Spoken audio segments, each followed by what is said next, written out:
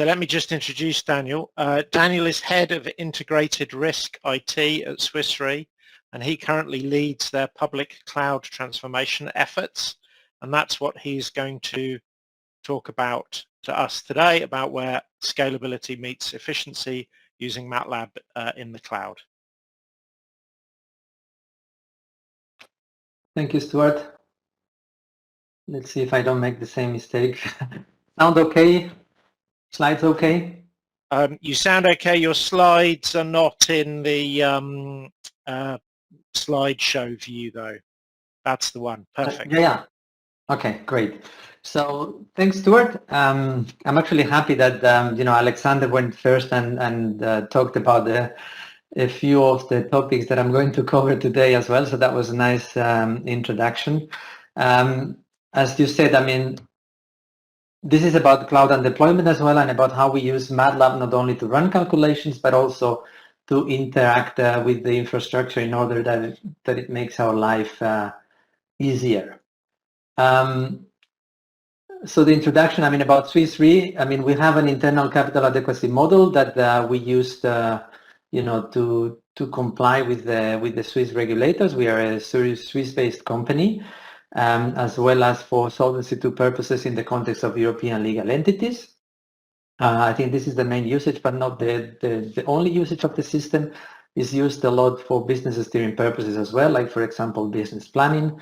And its usage has grown significantly over the past couple of years, in particular, due to the crisis that we've been having over the past couple of years and the subsequent market volatility. From a system perspective, I think how Alexander puts it, this is an enterprise system, so it's not someone running calculations with MATLAB. So it's a rather big and complex ecosystem that is currently running on our private cloud for 3 years.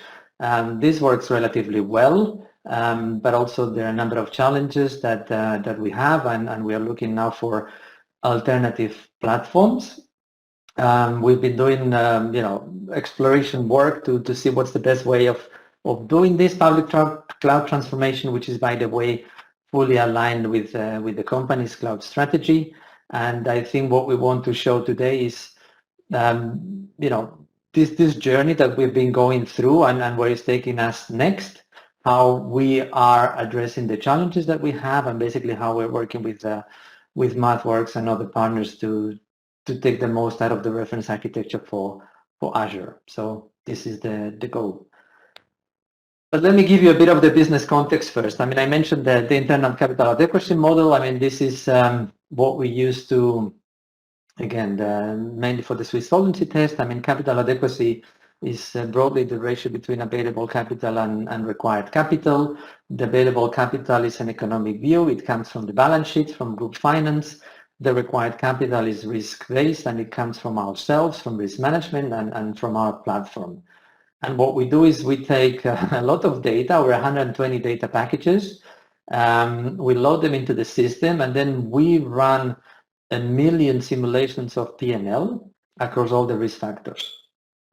And as the required capital, we basically take the 99% shortfall, which is the average unexpected loss that occurs with a frequency of less than once in 100 years. For Solvency II, if I'm not mistaken, we do take the 99.5 VAR, so the system has that flexibility to request whatever you want in principle out of it. So we're talking here about large-scale numerical calculations that require obviously significant computing power, right?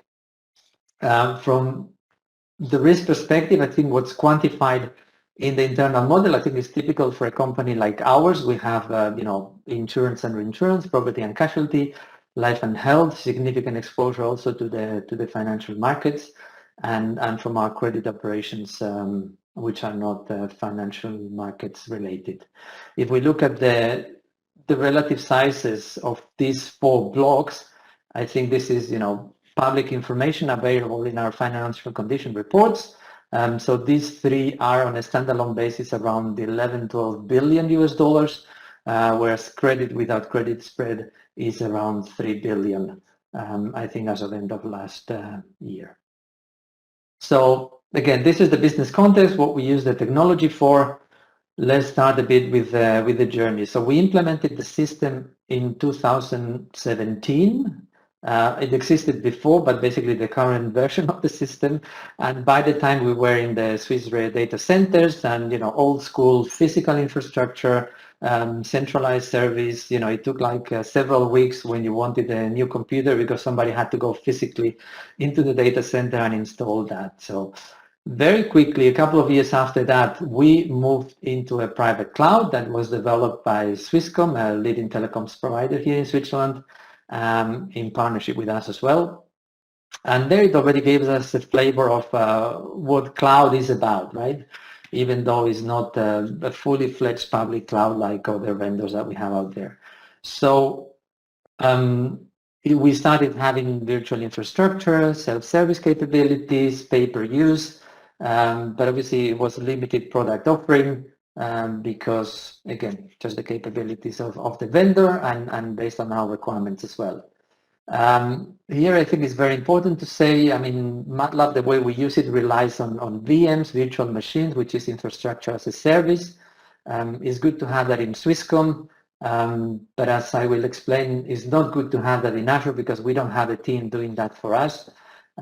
So we have a few challenges here that we have to overcome. So here we did lift and shift. It works pretty well. Here we cannot do a lift and shift. We are looking for a significant transformation to basically make the most out of the benefits that we can realize. So this is our enterprise system. I think on a high level view, there are four basic components, right? So we have a big Oracle data warehouse with terabytes of data. We have an application layer that controls data procurement processes as well as calculation processes. The MATLAB part is all embedded into what we call the RIS system. I will drill into that because it's the interesting part for today. And we also have the reporting side, which is also based on Microsoft technology. So when we drill down into the RIS system, this is what we find. And it connects to what Alexander said, production server. So this is a server product that we use to deploy the different versions of the RIS models. And typically we have 5 versions running in parallel. Production server exposes them to the application layer so the users can request calculations and take actions based on the different model versions. And in addition to that, we have Parallel Server. This is the distributed computing cluster. And we do have a cluster which is currently a persistent cluster of 18 VMs today, significant number of CPUs and memory to be able to handle our large scale calculations and the data that they need. And in addition to that, we have a file share here of 10 terabyte size where we have also specific folders for each of the RIS versions, because what we do here is, the model obviously takes the data that resides on the database from all the data feeds that I was explaining, and it does, inject it, validate it, and saves that into MAT files. So the input of the models are MAT files as well as the output of the models with the realizations are MAT files, and this is basically stored here. So I think the file share is obviously a very important component, and its performance as well, because you may have like 240 plus workers here at the same time writing and reading gigabytes of data from it. I think what works well in the current setup is, we have proprietary piece of code that we call the cluster manager, and this basically interacts with the infrastructure to turn on and off the machines, and we can then benefit from pay-per-use. This is working very well, and the setup is very simple, and it's all integrated for us. What's not working so well, and we can look into that a bit later, is we have performance volatility, so I'm going to explain that. We have obviously limited the scalability. We have 18 persistent VMs. We can scale as much as we want within this size, but obviously it's very inefficient to go beyond this size, and we don't want to have an army of VMs sitting there and not being used. And a topic in addition, that is not working well, I know it's a very boring topic, but it's important for us, is the whole problematic around OS operating system management and upgrades. So we have at the moment patching processes which are very inefficient because they are not cloud optimized. And they basically assume that the VMs are running the whole time, which is not the case for us. In fact, they are not running most of the time. And there's a lot of interference between the patching process and our scaling agent that makes our life a bit difficult. So I will speak about how we plan to overcome that in the public cloud. So let's look at the positives first. So I introduced the cluster manager that scales the cluster up and down based on the persistent set of VMs. And this is, you know, a relatively unsophisticated but reliable piece of MATLAB code that we wrote. And basically what it does is it gathers information from Parallel Server, from the job queue. It gathers information from the infrastructure through the infrastructure API, and basically combines all this information to take decisions within a frequency of a minute. And it basically decides, you know, do I need more capacity, so I need to turn on machines and install the software that they need, or do I need less capacity and I need to turn them off? So this is something that, again, it's all automated, it works very well, and it allows us to benefit from the pay-per-use capabilities. Now, because we are in the cloud and billing happens on a real-time basis, we also have real-time information when the computing resources are running, and we can use all this information to construct basically usage reports that we look for our, you know, IT steering purposes. So I'm going to show you how that looks and how we can benefit from that. So let's look at this one, for example. This is daily average usage for a month. So this is the month of February, last February, and February is our most intensive month because it's SST time. So it's relatively intense, right? And we see that it's totally unpredictable and you know, but it's always less than 100%, which results in savings. If we look at monthly usage over a year, we see the same thing. We have months that are 80%, we have months which are 35%, and anywhere in between. So again, it's a bit unpredictable, but good when it doesn't reach 100% because we can save money. And if we look at annual usage, we see that it's again the same thing. Anything that is here not close to 100% is good for us, and we see that, you know, we can reduce usage year on year by improving the code, by improving the infrastructure. And here in this case, we've done it despite the fact that the usage of the calculation, let's say the number of calculations that we run, more than doubled in the same period. So I think it's a great piece of work by the team. And if I have to say a dollar amount that we have in savings here is probably over the past 3 years a couple of $100,000 through this cluster manager application, and it is obviously not insignificant. So this is what works well. Let's look into the performance challenges that we have, and this is due to overcommitment. I mean, the cloud that we have now is basically sharing infrastructure, and for those of you that are not familiar with it, basically you have physical hosts that have a certain size, and then you have the virtualization layer, the hypervisor, which is creating virtual machines on the top of that physical host.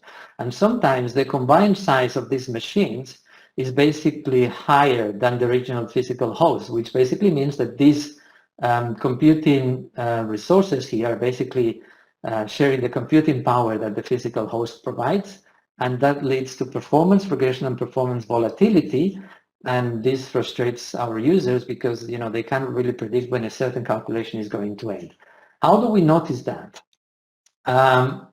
Basically, like this. These blue bars are 40 workers doing exactly the same computational job. So they all stacked at the same time, and we see that a number of them, which are basically grouped to one of the virtual machines, finishes here. So we've normalized that to the faster worker. A second group is, you know, relatively slower, and a third group of them is much slower, which basically means that this is the slower worker here, and all the workers until this one, they basically have to wait until this one finishes, which means that they're wasting time. And when we do that repeatedly, obviously throughout the end-to-end process, we lose a lot of time. So what can we do about that? First of all, obviously old school line-by-line code improvements, so that works, and we've done it in certain phases. We had last year an infrastructure upgrade in the private cloud, so by doing that, we realized that it handles overcommitment better, and you see the effect less. But I think here the game changers are obviously the job architectures to make these parts and these phases more independent and more modular. I'm going to show you that, and basically change the platform. Let's look at the software architecture. And this is a great piece of work that has been done by the risk modeling colleagues. And what we did is we started with a fixed set of workers, 40 workers doing 40 equal massive jobs, and we've broken down into much smaller jobs, basically in the thousands, which are asynchronous, are independent, and we can basically run that in any arbitrary pool of workers, right? So we call this the elephant and the mice architecture. And the benefits, they're very obvious. Obviously, from a scalability perspective, we can decide, again, before we were fixed to 40 workers, and then we can decide, do we want to use more workers for the same calculation so it's faster, or do we want to use less if I'm running a job, for example, overnight and I'm not going to wake up to look at the results. And this is giving us a lot of more flexibility. Obviously, modularity is very important as well, but resilience is also very important. For example, before, with the old setup with the elephants, any job that failed basically made the entire process failed, and we had to restart it from scratch. Because the jobs now are independent, if they fail for a temporary glitch, for example, like out of memory or like a connection problem, it will be retried because it's independent, and eventually it will recover from that and complete the whole end-to-end process, which is, much better than before. And from a performance perspective, what we do is we don't have to wait for the slow worker anymore because the jobs are independent. So we see here that the slow worker is taking a lot of time to complete the previous phase, but the other workers in the pool, they basically moved on and they will compensate the time that the other one is losing. And basically there's going to be a minor delay at the end because we still have a slower worker, but it's not as big as the one before. So we've done this. This is already in production, even in the private cloud that we have it today, and it's bringing significant benefits. So this is so much for the current state. Let's look at the public cloud. And the public cloud, we know the reference architecture that MathWorks provides for Parallel Server. This is based on VM scale sets, and this is working very well. But before that, we wanted to test the capabilities that we have there and the optionality that we have in Azure, which is much bigger than what we had before. So we created a manually installed cluster, and we started doing tests there. But before moving into the tests, let me talk about the ambitions that we have here that we're trying to fulfill with the public cloud setup, which is performance. Obviously, we want to be faster in the processing time. Scalability, we don't want to be limited to a given size in the pool. We want to be, more scalable up to a certain quota, obviously, that Microsoft is going to give us and to the economics that we can afford. Availability, this is the patching question that I mentioned. We want to gain some time out of the process, and obviously we want to have additional options to optimize the cost that we may not have today. So this is what we're looking for, and I leave this down here so I can revise that as we go. First of all, we started doing our tests, right? And basically because we have a lot of options that we didn't have before, so we started looking at, okay, what computing, virtual machine families that we have in Azure, storage tiers, network configuration, operating system, and software, and we try a lot of combinations of these to see what basically is kind of the sweet spot that we can find, right? And I'm going to show you an example here. The example was about computing, and this was very surprising because when we compare what we have today with the number of VM families or VMs that we have in Azure today, we found something unexpected, which is some of the high performance computing families are basically a bit slower than what we have. So we realized that, you know, the computing alone is not so important as the combination of computing, memory, and I/O. And when we started using memory optimized VMs, then the situation got better and into obviously a satisfactory way. This is with the elephants configuration. So if we look at the mice architecture, we can get, you know, a few more performance points out of the same configuration. And this is something obviously that it's a very good and pleasant surprise, and performance levels that we are happy with. So I'm happy to tick here the performance ambition, and moving to the next one. Then we moved from the self-installed cluster to the reference architecture, right? And then, you know, we go into the Azure Marketplace. We can deploy it, you know, within a click of a button. We select we want parallel server. We start entering the configuration that we want, the parameters that we want, and basically what is going to happen is there is a deployment process in the background. So it takes a computing image that has been defined by MATLAB by MathWorks with the corresponding MATLAB version. It deploys the infrastructure components, it brings them together, and it runs some post-deployment scripts to install and configure parallel server, not just in the head server, but in the VM scale set as well. And when we do that, we realize that it fails. I mean, this approach doesn't work for us because we have internal security restrictions in the company that prevents us from using the public cloud, you know, in a very broad way. And the challenge here is, for example, public IP addresses which are not allowed in our setup. So we work with MathWorks to work around that. And basically what we did is, you know, we customized the deployment template to replace, you know, the default virtual network with our own virtual network, which has private endpoints.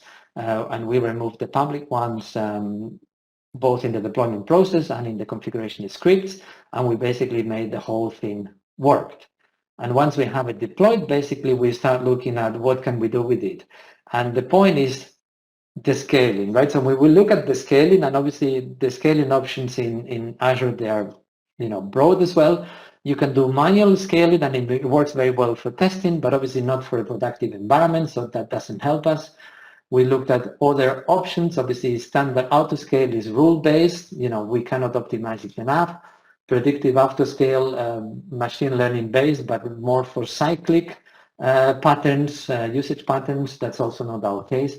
And schedule doesn't really help us either. So we are back to programmatic scaling, and basically we can amend our cluster manager to work in the cluster in the new setup. And the approach is twofold. The differences are, you know, first of all, we don't configure MJS ourselves. This is done by the deployment process in the scale set. And very big difference here, we do not create turn on and off machines. We basically create them on the spot, and we destroy them after the calculation is being performed. And this is, for us, it's working great, and it basically unlocks unprecedented scaling in a very efficient way that allows us to deploy, you know, a cluster of the size of my production cluster today in a matter of minutes within a click of a button, instead of a matter of days as before, and this is great for us. So let me skip this part because I'm running out of time. So this is giving me the scalability. On the availability side, let me spend the last couple of minutes there. What we did basically is we created also a custom image for the computing cluster, for the VM scale sets. We work with MathWorks already to do that from scratch, because we wanted to have more flexibility, not only with the operating system, with the MATLAB versions, but also, as MathWorks pointed out in the presentation today, and you know, looking at the interoperability between different programming languages, we wanted to have more flexibility as well. So we even added Python to our custom image to make sure that we have that flexibility as well, and explore how can we use it in the future. So that was also important for us. But basically, having the custom computing image by itself doesn't give us the availability. It's about how we use this image that gives us the additional availability, right? And what we're doing here is we basically generate a custom image from an up-to-date operating system that is fully patched. We update the scale set with this custom image, and then the cluster manager starts running processes, creating and destroying VMs based on this patched image as well. And after a certain time, a day after, a week after, we can define that. We recreate another image and so forth, and we can continue doing that. What we've done with this approach is basically we've moved the patching from this layer down here, where it impacts the user and reduces the application availability, to this layer up here, where it happens now offline, and that basically brings us the additional availability requirements that we want to have. We probably gain around 1 to 2 days per month of additional computational time with this approach. And that takes the availability part, and the last thing, I'll spend the last minute on the economics. What we do is we can do in Azure VM reservations as well. So if you do a reservation for the VM family that we want to use, it gives us a 29% discount. And basically what we do is we can backtest this approach to the usage that we had in the previous years to see how basically optimizes our overall cost. And we see that based on this usage, the total cost of the computing cluster, when I add reservations, it basically has a minimum around 10 to 12 VMs for a cluster of size 18, which is what I have today, and for a usage of relative 60%, which is what I had this year. And that basically gives us an additional discount of close to 25%. But again, you have to be very careful, because if you add too many reservations, you start losing this effect, and eventually you start losing money. And for the year later, where we have less consumption, obviously the effect is less. We can't realize as much saving, but also it still adds value. So we have now this framework, and based on the size of the cluster and expected usage, we can come up with a number that is going to give us, again, additional flexibility to optimize the economics, and we're happy with that as well. So with this, I'm basically 3 minutes after, and I come to an end, and I basically wanted to acknowledge a few people that have contributed to this work, either physically or intellectually. Thank you.